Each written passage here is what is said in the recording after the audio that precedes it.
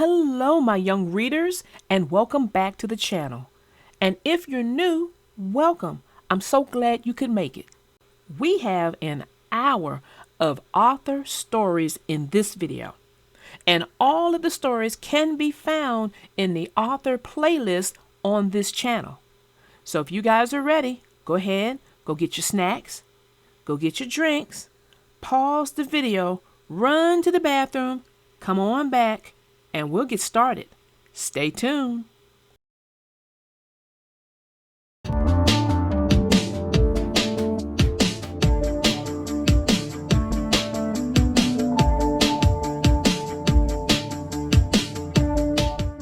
The name of this story is called Author's Underwear, written by Mark Brown. Binky Barnes was at the board doing a difficult problem. "That's correct," said Mr. Ratburn. "Very good." Binky cheered, "Yes!" and dropped his chalk. As he bent down, the class heard a loud rip. Everyone laughed, except Mr. Ratburn. "Go to the authors and ask Miss Tingley to sew them up," he said. That afternoon, at softball practice, when Binky came to bat, Arthur thought about Binky in his underwear and laughed. During dinner, Mom asked, "Anything interesting happen at school today?" Arthur started to laugh. "What's so funny?" asked D.W. But Arthur couldn't stop laughing to answer. The next morning, Arthur woke up late. He hurried through breakfast and ran most of the way to school. "Sorry I'm late, Mr. Ratburn. I guess my alarm." Everyone burst out laughing. "Mr. Reed, being late is one thing," said Mr. Ratburn. "But not wearing trousers, that is quite another." Arthur looked down and screamed.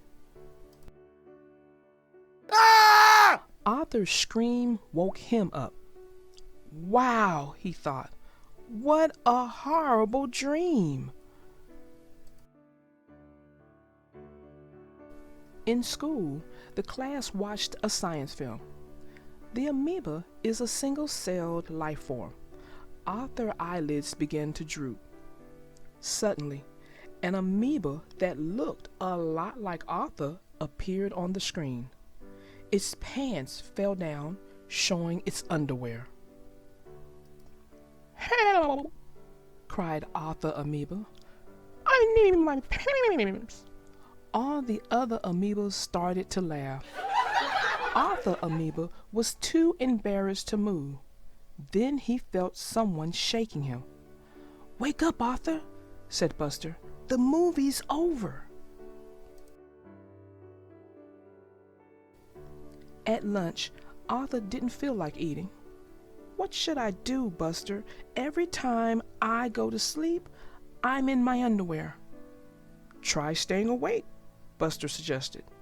"You can't dream if you don't sleep." That night, Arthur tried some tricks to stay awake. But as hard as he tried, Arthur just couldn't. "I'll get you, Verminator.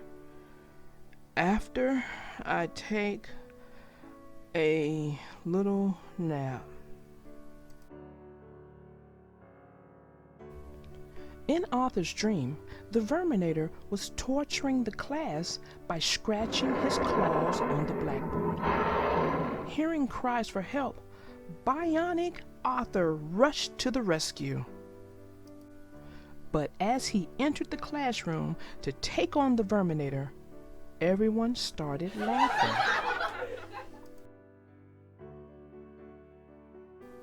"My pants!" Arthur gasped as he woke up with a start. "Rise and shine, Mr. Fancy Pants," said D.W. "They're right here.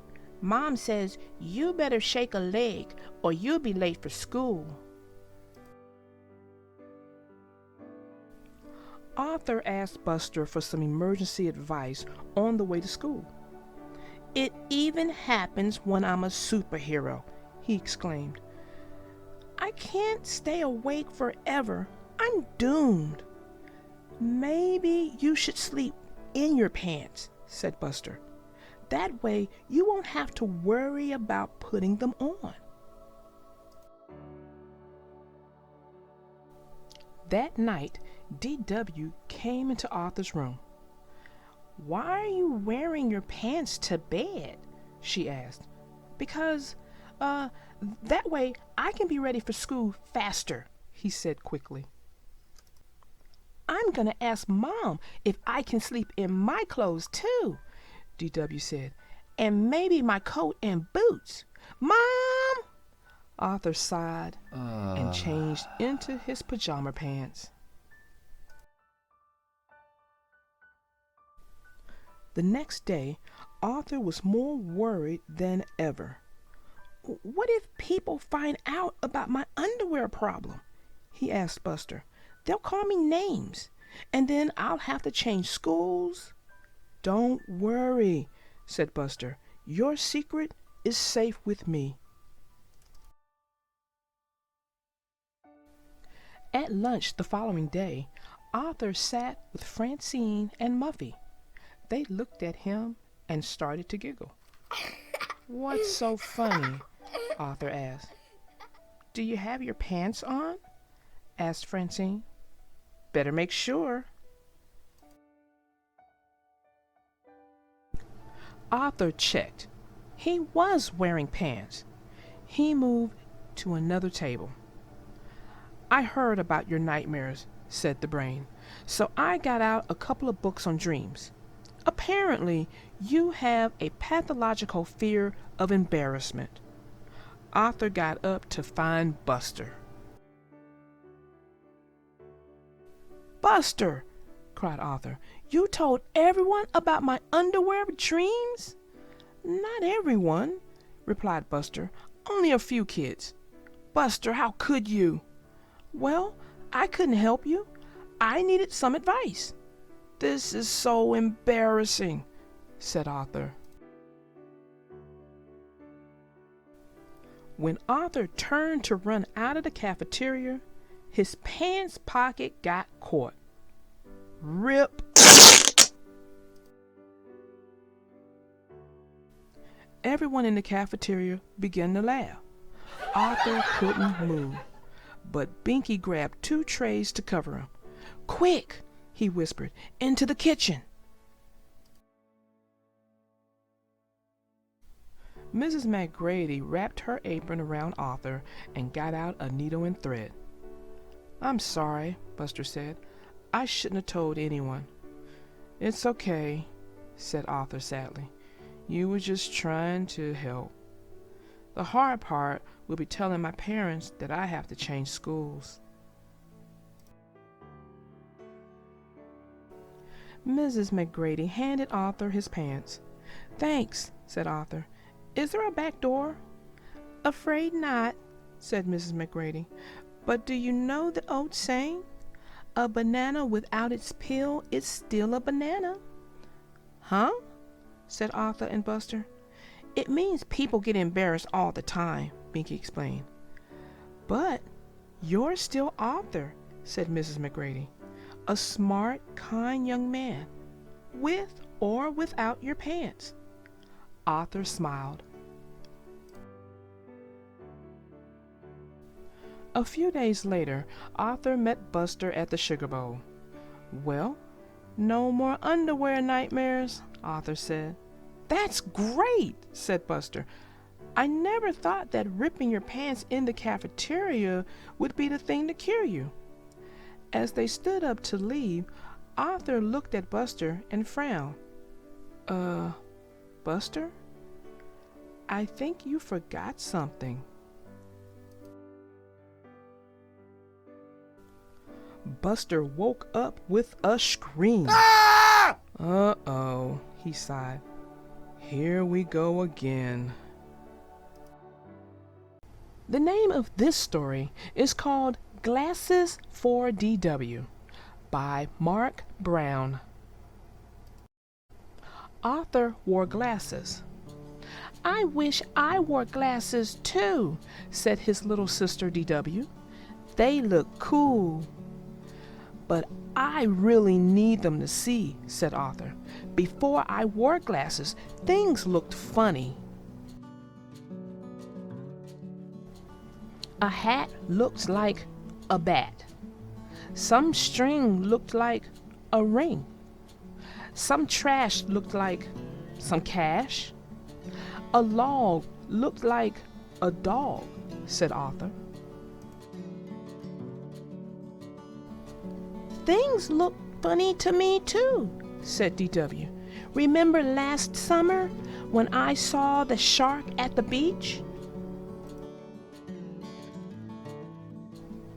And no one else did? The nice lifeguard said, 'Maybe you need glasses, little girl,'" said DW. "And Mom always tells me I can't see what a mess my room is," said DW. "Maybe glasses would help." "You need more than glasses to clean that mess," said Arthur. "I can never find my toothbrush," said DW, "and Daddy says it's because I'm blind as a bat. See? That means I need glasses."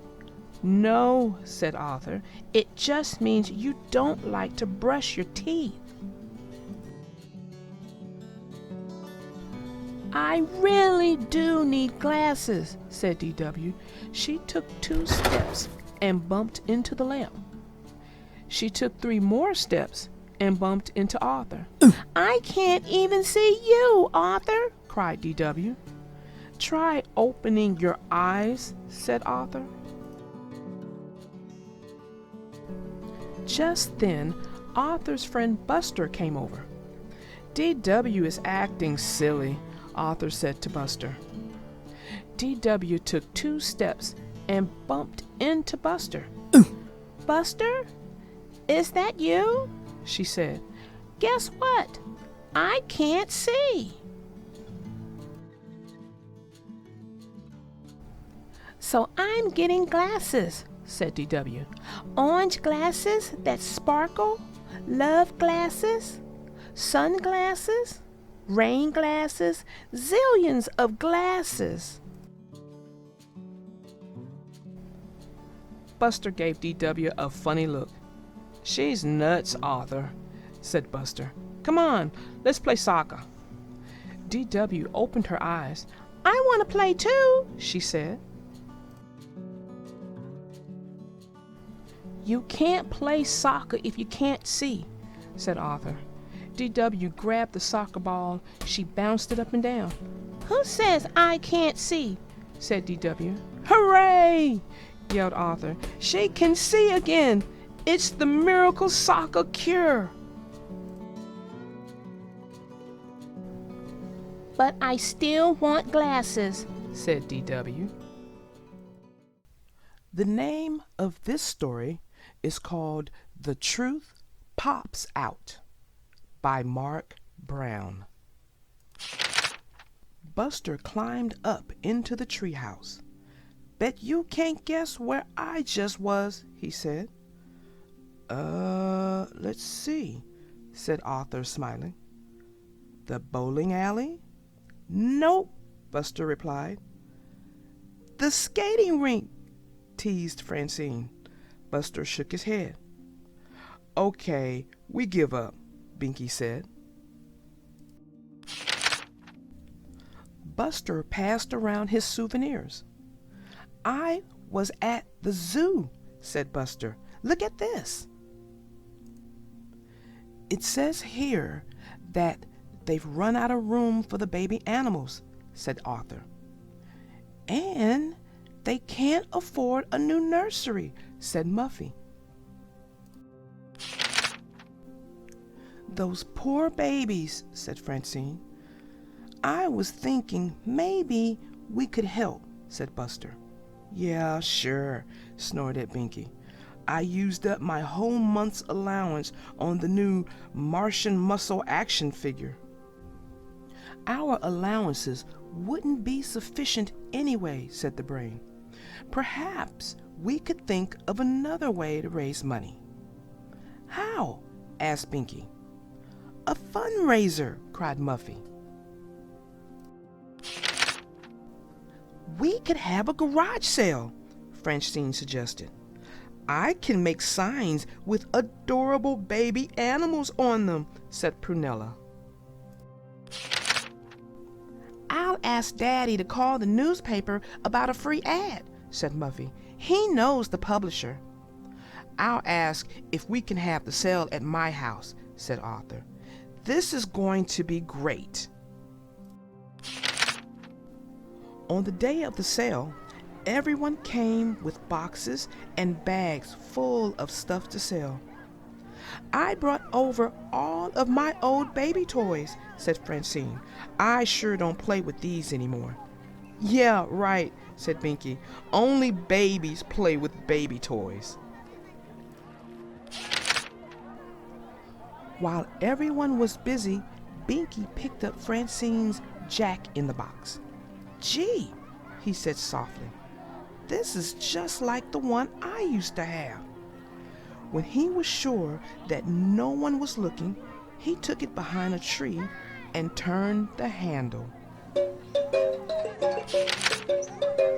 Ha ha ha, laughed Binky when the puppet jumped out. Binky turned the handle again. This time, the puppet popped completely out of the box. Oh no! I broke it, said Binky. He jammed the puppet back inside the box and shut the lid. Binky looked around for a good hiding place. First, he hid the Jack in the Box inside a toaster oven. But someone took it out. Then he hid it under a pile of clothes. But somebody bought the clothes. Nobody will find it behind this beat-up old lawnmower, said Binky. A short while later, Binky saw the lawnmower being rolled away. Suddenly, he heard the Jack in the Box music. Stop! Shouted Binky. But it was too late. The puppet flew right out of the box. Uh-oh, DW said. He broke it. The little boy started to cry. Binky turned bright red. No, he didn't. It was me. I was playing with it before, and I broke it. It's not your fault. Honest. Here, I'll trade you, offered Binky. He handed the boy a fire engine. This was one of my favorites. What's going on? Asked Francine. Binky hung his head and held out the broken toy. I sort of broke it, Francine, said Binky. Oh, it's not broken, said Francine. The puppet just attaches to this little hook down here. Look, it's fixed. Hey, can I see that? Asked Arthur. I love Jack in the Boxes. The mechanism is really quite fascinating, said the brain. Just then, DW ran up, holding out $1. Somebody wants to buy that toy for someone special, said DW, all out of breath. Oh, said Francine, looking at Binky. Binky nodded and sadly handed it over. The garage sale raised lots of money for the zoo. I think we sold almost everything, Francine said. Except for my super science comics, said the brain. I'm exhausted, said Muffy. Think of all those happy animals at the zoo, Buster said. When everyone was going home, Binky saw his mom waiting for him. "Surprise, sweetheart," she said, handing him the Jack-in-the-Box. "It reminded me of you, always full of surprises." "Thanks," said Binky, giving his mom a great big hug. The name of this story is called D.W. Saves the Day by Mark Brown.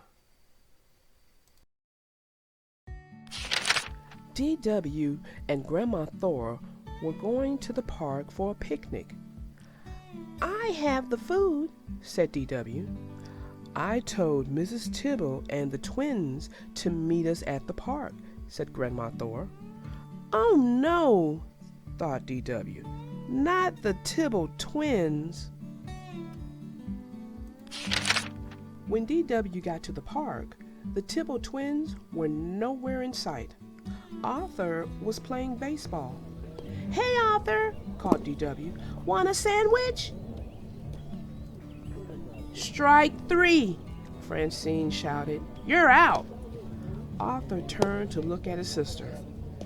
"Thanks a lot, D.W.," yelled Arthur. Then suddenly, D.W. heard screaming and ducks squawking. "Hi, D.W., screamed the Tibble twins. "Leave those poor ducks alone," said D.W. Soon, the Tibble twins got bored chasing ducks. "Let's play florist," said Tommy. They began pulling flowers out of the ground and stomping on plants. D.W. couldn't believe her eyes. The Tibble twins ran to the sandbox. "Let's bury D.W., squealed Tommy. "No," said Timmy, "let's bury the grass." They started to shovel all the sand onto the grass. "Stop!" D.W. cried. "The grass doesn't like that." "Time for lunch," called Grandma Thora. "Saved by a sandwich," said D.W. "I'm hungry," cried Tommy. "Me too," cried Timmy. In seconds, food was everywhere. But the Tibble twins couldn't sit still for long. "Let's catch butterflies," they shouted. Those poor butterflies, thought D.W. Then D.W. got an idea. "Do you guys want to hear a story?" she called. "We love stories," said Tommy. "Once upon a time," D.W. began in her sweetest voice, "there was a giant called Mother Nature." "A real mother?" asked Tommy. "Oh, yes," said D.W. "She was the mother of all the flowers and animals in the whole wide world. She watered her flowers with a giant water can," said D.W. "Is that why it rained?" asked Timmy. "Of course," D.W. said. "Now stop interrupting me." "So," D.W. continued, "Mother Nature took all the little green caterpillars and glued wings on them." "To make butterflies?" asked Tommy. "Yes," D.W. said. "Then she touched all the teeny tiny flower buds with her magic wand and turned them into big roses." Everything was beautiful and just right, D.W. explained, until 2 very naughty boys began to mess with Mother Nature's things. The Tibble twins gulped. They tore up her flowers, chased her little ducks, and threw trash everywhere. That made her really mad. "Uh-oh," said Tommy. "Oops," said Timmy. "Then what happened?" asked the twins. She turned herself into a little spider, said DW, and grew until she was as big as a brontosaurus. Then she spun a giant web that trapped those little boys. "Look, a spider!" screamed Tommy. He pointed to a little spider crawling up DW's arm. "It's Mother Nature!" screamed Timmy. "She's after us!" cried Tommy. "Run for your life!" the Tibble twins yelled. DW smiled. "Hi, Mother Nature," said Arthur. He waved to the spider. "We're sorry, Mother Nature," cried the Tibble twins. "We promise to be nice to all your stuff from now on." "Gee," said DW, "I'm a better storyteller than I thought." "You dropped something, Arthur," said DW. "I'd pick it up if I were you, 'cause Mother Nature is always watching." The name of this story is called Arthur's First Sleepover by Mark Brown. Arthur was getting ready for his first sleepover. "It isn't until Saturday," called Mother. "Come in and eat your breakfast."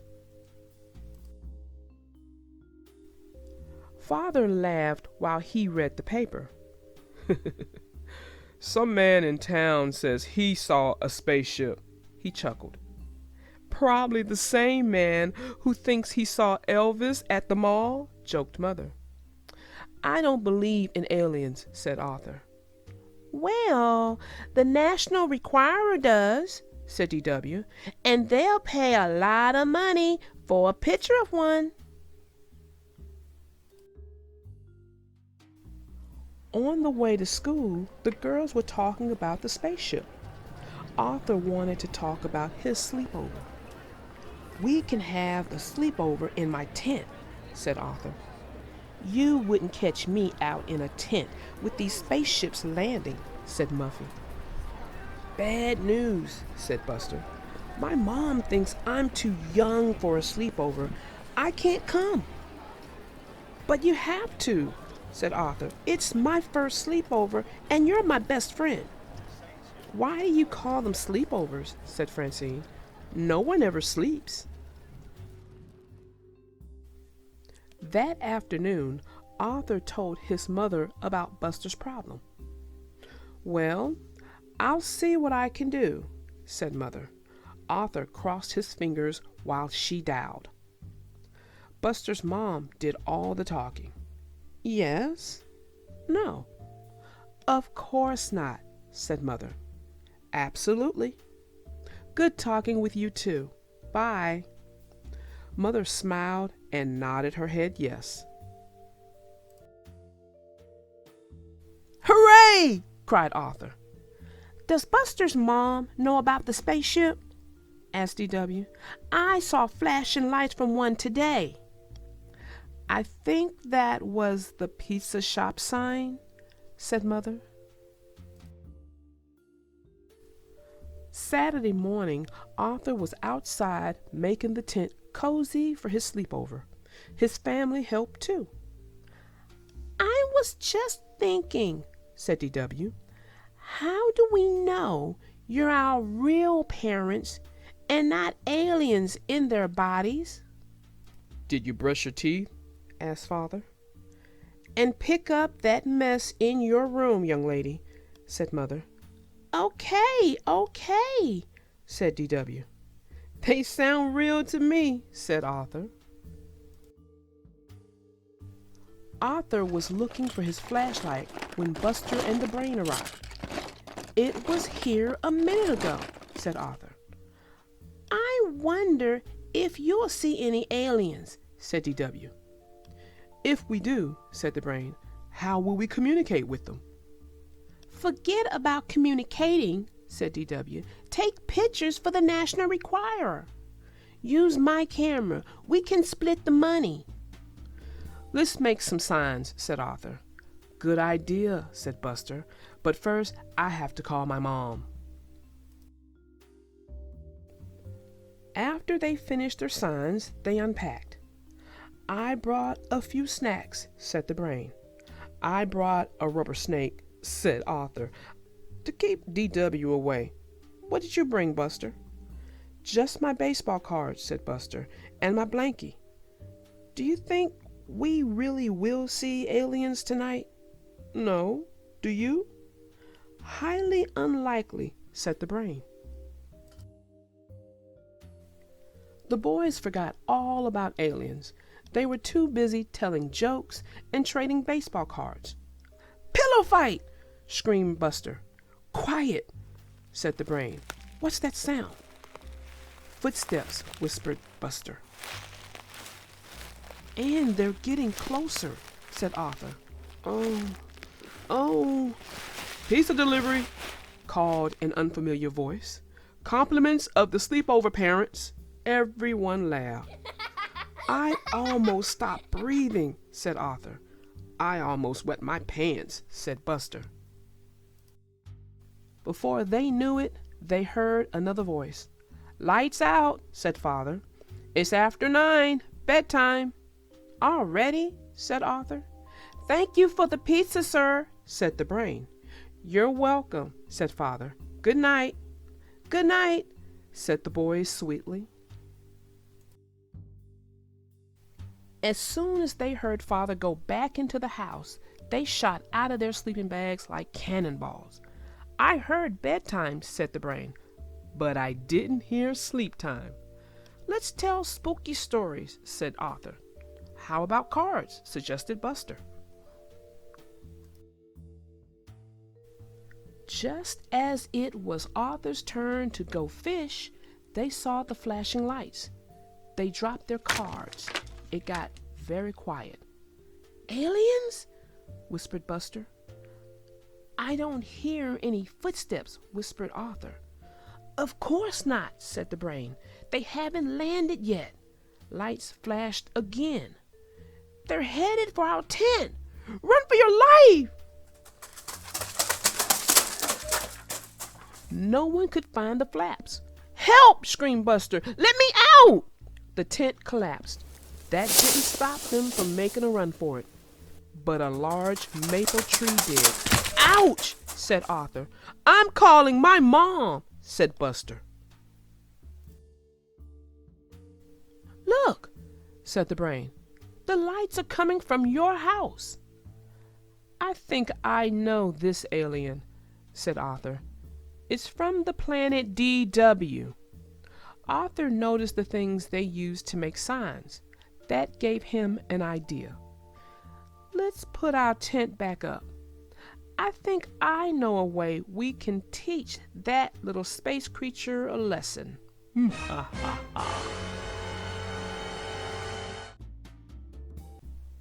Later, Arthur crept quietly into the house. DW was in her room laughing. What's so funny? He asked. What are you doing up here? Said DW. Did you come in because you're scared? Not really, said Arthur. I'm returning your camera. You'll probably see an alien before we will. I doubt it, said DW.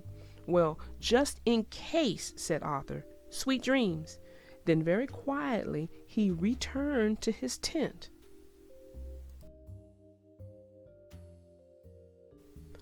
A minute later, DW heard a tap at her window. Aliens! She screamed. She screamed so loud, it woke up everyone in the neighborhood. Everyone except Buster, the brain, and Arthur. When Mother and Father went out to check, the boys were sleeping like little angels. Of course, after Mother and Father went back into the house, it was another story. The name of this story is called What a Mess by Mark Brown, and this is part of the Author series. DW opened the front door. Grandma Thora's here, she yelled. Thanks for coming over, said Dad. Grandma Thora took Kate from Dad's arms. You're welcome, she said. Everybody's acting so weird, said DW. I haven't seen Mom or Dad for a gazillion hours. Your mom is working really hard, said Grandma Thora. It's tax time, and your dad has a big party to cater. Will you play with me? Asked DW. I'd love to, said Grandma Thora. DW played her drum for Grandma Thora. Want to hear it again? She asked. No thanks, DW, said Grandma Thora. I have a headache. I can help you, said DW. She ran to get her doctor's bag. DW tapped Grandma Thora's knee with a plastic hammer. It's a headache, all right, she said. You need some rest. And don't worry, said DW. I can handle everything. Just sit back and watch Crazy Bus. Mom was trying to work when Arthur and DW ran into her office. Arthur, take off those dirty shoes, said DW. What? Asked Arthur. I'm in charge, said DW, and you need to clean your room. Mom, called Arthur. You two will have to work it out, said Mom. But Dad, pleaded Arthur. Have to go. I'll be late, Dad said. We can talk when I get back. I'm older, said Arthur, so if anybody is in charge around here, it's me. Oh, no, you don't, said DW. I thought of it first. Arthur rolled his eyes and sat down next to his grandmother. Maybe Bionic Bunny is on, said Grandma Thora. Right, said Arthur, and it's a brand new episode. But the moment the show started, so did the vacuum cleaner. I can't hear the TV, shouted Arthur. What? Shouted DW. I can't hear, yelled Arthur. I can't either, DW yelled. A short while later, the phone rang. DW, it's for you, called Arthur. Arthur waited until DW picked up the phone. Then he started the vacuum. Arthur, I can't hear, shouted DW. Did you say something? Shouted Arthur. DW took the phone into the closet. We need to do some laundry, DW said, looking at his dirty clothes. It's my uniform, said Arthur. I'll wash it. You can't wash everything together, warned DW. Arthur tossed his uniform into the washer and added detergent. You need more soap, said DW. And when Arthur wasn't watching, DW added more soap. Lots more soap.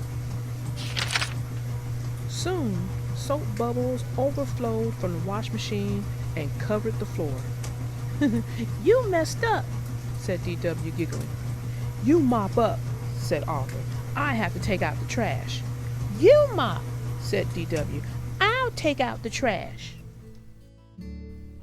The trash is my job, argued Arthur. Arthur tried to grab the trash bag, but he slipped and fell on the wet floor. Better clean this up, said DW. Somebody might slip.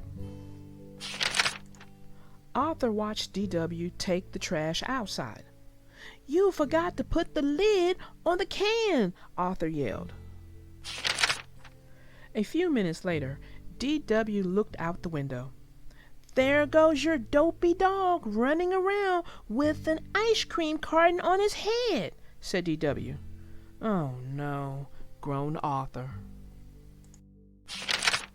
A little while later, Arthur went to check on Grandma Thora. Need anything? He asked. No, thank you, Arthur, said Grandma Thora. Anything I can do for you? Asked DW.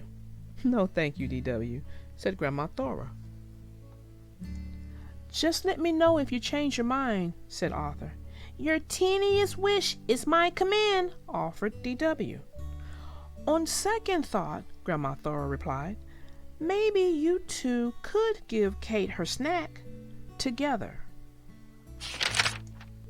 D.W. ran into the kitchen. I know what Kate likes, she said. She likes these little orange crackers, said Arthur. Kate put a handful of crackers in her mouth. D.W. ignored Arthur. Look, Kate, it's your favorite, she said. Crunch cereal. Kate put a handful of cereal in her mouth. She needs raisins, said Arthur, piling them on her tray. Suddenly, there was a loud splat. Some soggy cereal hit Arthur on the head. Then, gooey crackers and raisins landed in D.W.'s hair. Kate started to cry. Now look what you've done, cried D.W. Poor Kate tried to eat everything you gave her. No, said Arthur. She tried to eat everything we gave her. Now we have to clean up this mess. Kate stopped crying when Mom and Dad came in. What happened? Asked Mom. It's a long story, said Arthur. It's nice to see you two helping each other, said Mom. But maybe you could use our help to clean up this mess? Okay, said D.W., but I'm in charge. The name of this story is called Authors in Charge by Mark Brown. Mary Moo Cow is coming to the Mill Creek Mall today, shouted D.W. Mom, D.W. begged, can I go? I have a hair appointment there later, said Mom. You can go, but we have to take Arthur with us. I need your help, said Mom. The sooner we go, the faster we'll get home. But Mom, cried Arthur. At the mall, Mom said, you're in charge of D.W. I'll be right in there. There was a line of kids waiting to meet Mary Moo Cow. This is gonna be a very long day, Arthur sighed. Will you pose for a picture with Mary Moo Cow and me? Asked D.W. Not in a million years, said Arthur. Please? Said D.W. No way, said Arthur. Something in the store window caught Arthur's eye. It was the most amazing bionic bunny action figure he had ever seen. Stay here, D.W., said Arthur. I'll be right back. Arthur stared at the action figure for a long time. Wow, said a familiar voice. It was Buster. If Bionic Bunny was here, there'd be a million kids lined up to see him. Suddenly, Arthur remembered D.W. When Arthur and Buster rushed back to the line, D.W. wasn't there.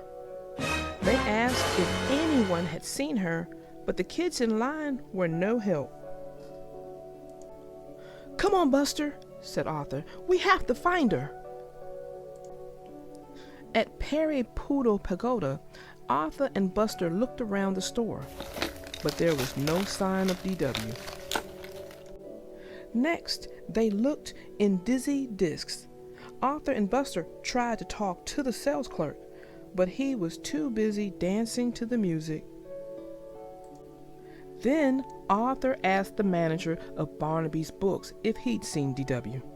Try the Lost and Found, the manager suggested. Thank you, said Arthur. Arthur and Buster ran to the Lost and Found. They saw bowling balls, hula hoops, teddy bears, but no D.W. Have you seen a little girl named D.W. Reed? Asked Arthur. No, but I'll page her, he said. Attention, please.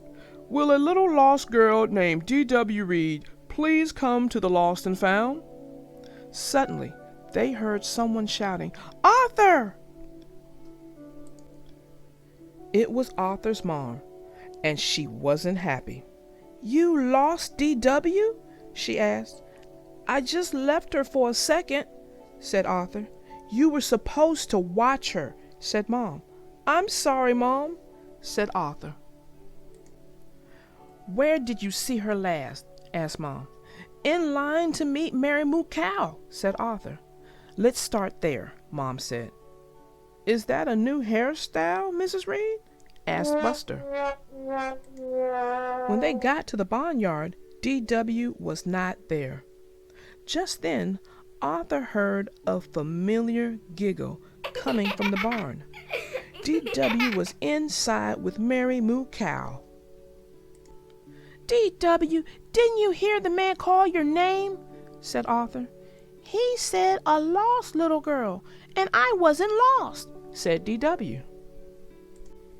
"You should have gone to the lost and found," said Arthur. "He's right," said Mom. "But Arthur, it was your responsibility to watch DW." "I'm sorry I left you alone, DW," said Arthur. "Look," said DW, "I drew a picture of the bionic bunny for you." "Thanks," said Arthur. DW handed her mother the camera. "Take our picture, please," she said. "What?" said Arthur. "Say moo," said Mom. "Very funny," said Arthur. The name of this story is called Arthur's Halloween by Mark Brown. It was the night before Halloween. Arthur's family was busy making the house look scary. It looked so scary, in fact, that Arthur had trouble falling asleep. Things were even worse the next morning. "Help!" screamed Arthur when he opened his eyes. "It's just me," said his sister DW. "Boy, are you jumpy. Don't forget, you have to take me trick-or-treating tonight." "Do I really have to?" asked Arthur as he ate his cereal. "You really do," said his mother. "And I want to go to every house," said DW. Arthur groaned. "I'll be the only one who has to drag his baby sister along." Arthur didn't recognize anyone at school. There was a giant robot in his classroom taking attendance. "You sound just like my teacher, Mr. Marco," said Arthur. "I am your teacher," said the robot. The only one Arthur recognized was the brain. He was wrapped in aluminum foil. "I'm a baked potato," said the brain. Francine passed out special morning snacks. "Eat these," she said. "They're bat wing brownies and vampire blood." Everyone ate them but Arthur. Then they all put on blindfolds. Buster passed around bowls he said were filled with human eyeballs, hearts, and brains. Arthur turned pale. When it was his turn, he wouldn't even touch them. "What a scaredy cat," said Francine. "Chicken," said Muffy. "They're only peeled grapes, Jell-O, and cold spaghetti." When it came time to go trick-or-treating, Buster knew which houses to skip. "Don't go there," he said. "They only give apples." "Gross," said Francine. "And don't go to the big house on the corner," said Buster. "That's the witch's house. My brother saw someone go in there last Halloween, and he never came out." Arthur tried not to look afraid. Arthur and his sister had trouble keeping up with the others. First, DW got her tail caught. Then her bag broke. "You're such a pain in the neck," said Arthur. "DW must be short for dimwit." But DW didn't answer. Arthur turned around just in time to see her disappear into the witch's house. Arthur's hands turned ice cold, and his heart began to race. He walked up to the spooky old house. The front door was open just a crack. Slowly, Arthur went inside. "Look!" cried Buster. "Arthur just went into the witch's house." "She'll probably put Arthur and DW into her oven just like Hansel and Gretel," said Sue Ellen. "Maybe she's using them for weird scientific experiments," said the Brain. "I bet she locked them in the cellar to starve," said Buster. "Maybe we should follow them," said Francine. "Maybe we should call the police," said Muffy. Everyone was too scared to move. Inside the house, it was very cold. Arthur thought he saw ghosts all around him. He walked down a long, dark hall. At the end, he saw a light under a door. He heard voices. One was his sister's. "Oh, there you are," said the witch. "We were waiting for you." "I came to get my sister. We have to go. I hear my mother calling us," said Arthur. "I don't hear anything," said DW. "My name is Mrs. Tibble. I hope you won't leave without some cider and some donuts first. They're chocolate. Your favorite," said DW. "I've waited all night for trick-or-treaters, but you're the only ones," said Mrs. Tibble. "Years ago, our doorbell never stopped ringing. Maybe it's broken, like the windows," said DW. Mrs. Tibble nodded. "It is harder for me to keep up with this big place these days. Maybe if we help you fix up your yard, the place won't look so spooky," said Arthur. Arthur finished his donut as Mrs. Tibble opened the door and turned on the porch light. She gave Arthur and DW a big hug. "See you Saturday to rake leaves," said Arthur. "You're still alive?" said Francine. "I can't believe you went in there alone," said the Brain. "You're so brave," said Sue Ellen. "What's in the bag?" asked Buster. "Probably eyeballs, hearts, and brains," said Francine.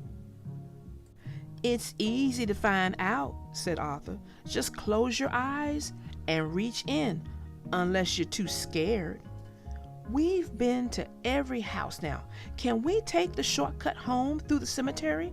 asked DW. "The cemetery? On Halloween? Are you guys crazy?" asked Francine.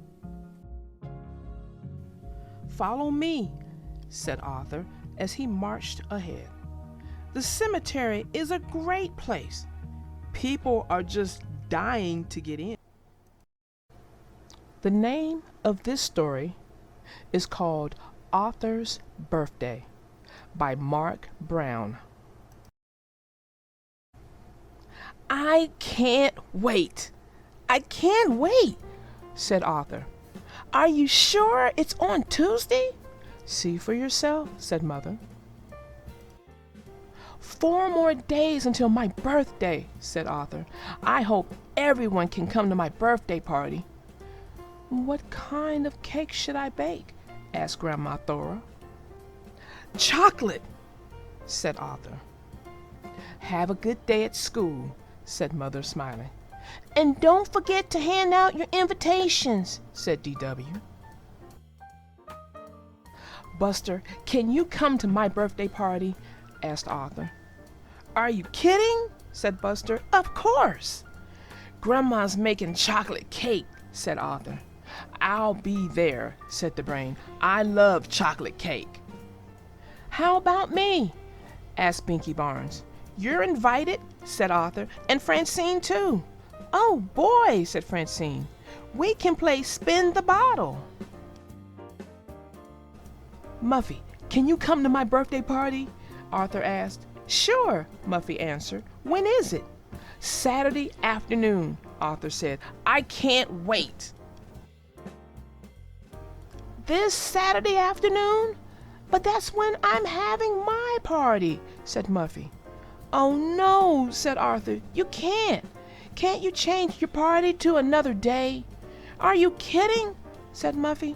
The rock band and Pickles the Clown have been booked for months. I can't change my party either, said Arthur. All of my relatives are coming from Ohio. No one knew what to do. Should they go to Arthur's birthday party or Muffy's? Wednesday before school, the boys had a meeting. I think we should stick together, said Buster. Me too, said Binky. Right, said the Brain. We're all going to Arthur's party. But what about the girls? Asked Arthur. Who needs girls? Said Buster. The girls met out at the playground during lunch. Anyone who doesn't come to my party can't be my friend, said Muffy. But it won't be as much fun without the boys, said Francine. Are you my friend or not? Asked Muffy. Thursday after school, Arthur and his mother picked out decorations for the party. Later, the delivery man brought a big box. Wow, this weighs a ton, said DW. In the mail, there were 3 birthday cards for Arthur. One was from Uncle Bud. When Arthur opened it, $3 bills fell out. Some people have all the luck, said DW. On the way home from school Friday, Arthur ran to catch up with Francine. I wish you could come to my party, said Arthur. I promised Muffy, said Francine, but I wish I could go to both. What's a party without boys? Wait a minute, said Arthur. I have an idea. That's great, said Francine. I'll help. They ran to Arthur's treehouse. Arthur found pencils, paper, and envelopes. Let me write them, said Francine. It has to look like Muffy's handwriting. Okay, said Arthur, but be sure there's one for all the girls. That night, Arthur told his parents about the plan. Early the next morning, Arthur and Francine delivered their notes, one to Prunilla, one to Sue Ellen, and one to Fern. The last note they delivered was a special one. All done, said Arthur. See you later, said Francine. And the note read, Dear Muffy, I have a special present for you. It's so big I can't carry it by myself. Please come to my house today at noon to get it. Sincerely, Arthur. I smell pancakes, said Arthur when he got home. Your favorite, said Father. And maple syrup all the way from Ohio, said Aunt Bonnie. Happy birthday, said Cousin George. Time for birthday kisses, said Mother. And 8 birthday hugs, said Grandma Thora. Don't forget a pinch to grow an inch, said DW. Arthur stood by the window. It was almost noon. Someone's coming, he cried. It was Sue Ellen. What are you doing here? Asked Sue Ellen. What are you doing here? Asked Buster. It's a surprise for Muffy, said Francine, coming up behind them. It's a surprise for all of us, said the Brain. Everyone find a place to hide, said Arthur. Muffy will be here any minute. Shh, whispered Buster. Here she comes. Arthur opened the door. Hi, Arthur. I came to pick up my present, said Muffy. Surprise! Shouted everyone. Happy birthday, Muffy, said Arthur. See, I told you, your present is too big to carry. The rest of your party is on the way, said Francine. After all, said Arthur, what's a birthday party without all your friends? This is the best birthday ever, said Muffy. We should do this every year. But next year at your house, said Arthur's mom. Time to open presents, said Francine. I picked this one out especially for you. You have to promise me you'll use it right away. Sure, said Arthur. I can't wait. Happy birthday, Arthur. And Francine's gift was Spin the Bottle game. The name of this story is called Arthur Meets the President by Mark Brown. Now, before I begin, I want to also do a disclaimer. This book was published in 1991, so this book does not refer to any recent presidents. Okay? Let's get started. Listen carefully, class, said Mr. Ratburn. This is a national contest, so do your best. I love contests, said Muffy. What do I win? The winner visits the White House in Washington, said Mr. Ratburn. What do we write about? Asked Arthur. The subject is How I Can Help Make America Great, said Mr. Ratburn. Everyone started writing. Arthur started thinking. He thought about the time he and D.W. helped old Mrs. Tibble clean her yard. He thought about how much more they could do in the neighborhood if the whole class helped. Then he began to write.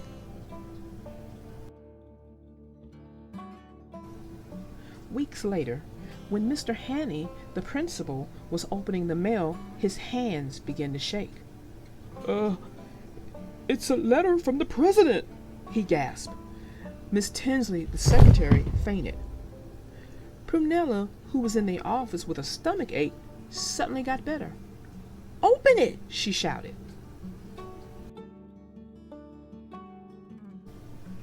Mr. Hanny clicked on the PA system. Attention, everyone!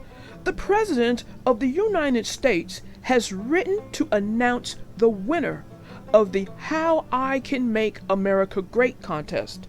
And the winner is our very own Arthur. He and his class are invited to attend a special ceremony at the White House. Mr. Ratburn's class went wild.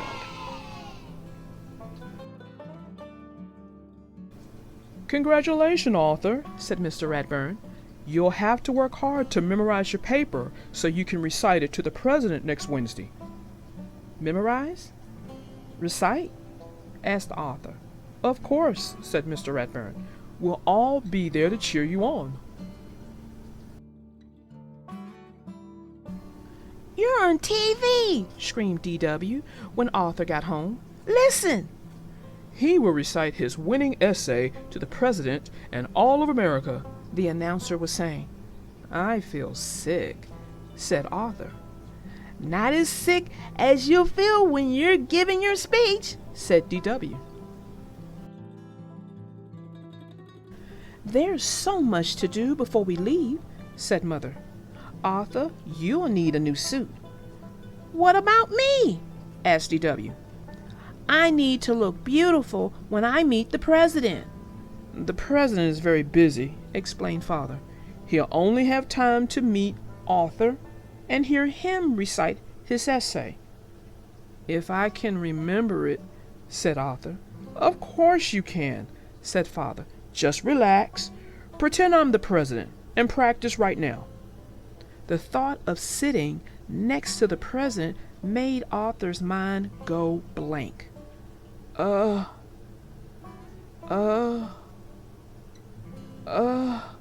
He said.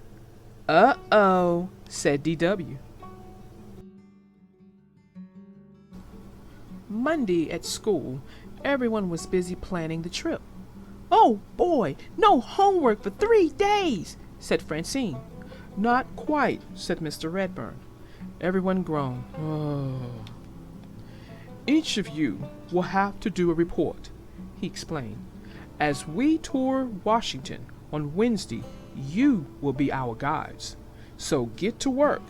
I'll see you all at the airport tomorrow morning." Arthur tried to study his speech on the plane. "Don't forget to mention me to the president for the Teacher of the Year award," Mr. Ratburn reminded him. "Aren't you excited?" asked Buster. "I'm too nervous to be excited," said Arthur. "You need help," said DW. "I'll make the speech for you. I have a lot of ideas about how to run the country." That night, at the hotel, Arthur was too worried to sleep. "What in the world are you doing?" asked Father. "What if I forget my speech and the president laughs at me?" Arthur asked. "The president would never laugh at you," said Father. "Why don't you write your speech on note cards and keep them in your pocket?" he suggested. "Just in case." "What a great idea," said Arthur. He felt much better. "Now try not to worry and go to sleep," said Mother. The next morning, everyone met in front of the Jefferson Memorial. "Arthur, you look so handsome," said Francine. "Ready to meet the president?" said Mr. Ratburn. "I guess," said Arthur. He reached into his pocket to make sure the note cards were still there. "Time for your reports," called Mr. Ratburn. "Only one more hour until we're due at the White House." "Our first stop is the Washington Monument, the tallest building in Washington," explained Francine. 898 steps to the top. Everyone ready?" "Are you kidding?" said DW. "I'm taking the elevator." "This is the Capitol, where Congress makes the nation's laws," said Sue Ellen. "I think we all know how important it is to obey the law," said Mr. Ratburn.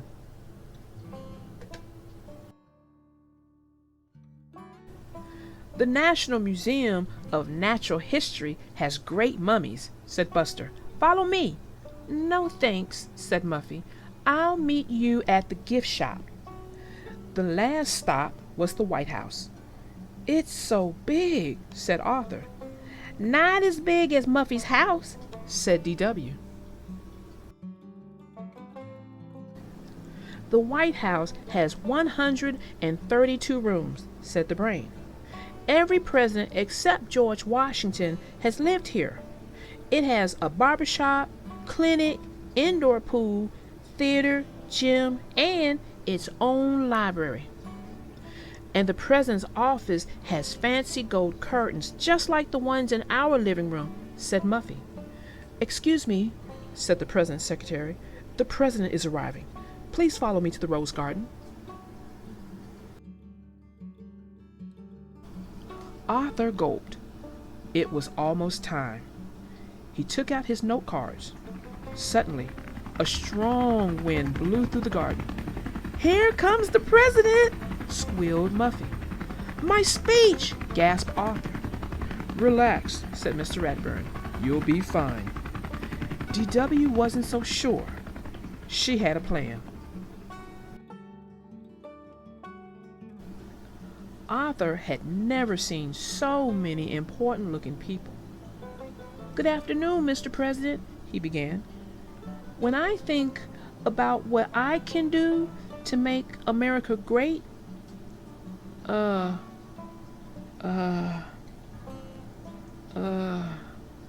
Arthur began to feel very warm. His knees began to shake. His mind went blank. "This is the worst day of my life," he thought. Suddenly, Buster giggled. Soon, everyone else joined in. Even the president was laughing. Arthur turned bright red. And when Arthur saw what they were laughing at, he laughed too.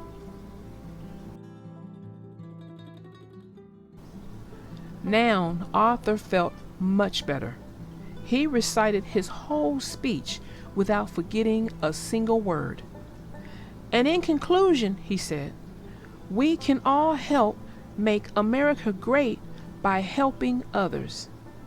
Good, said DW. Then help me down.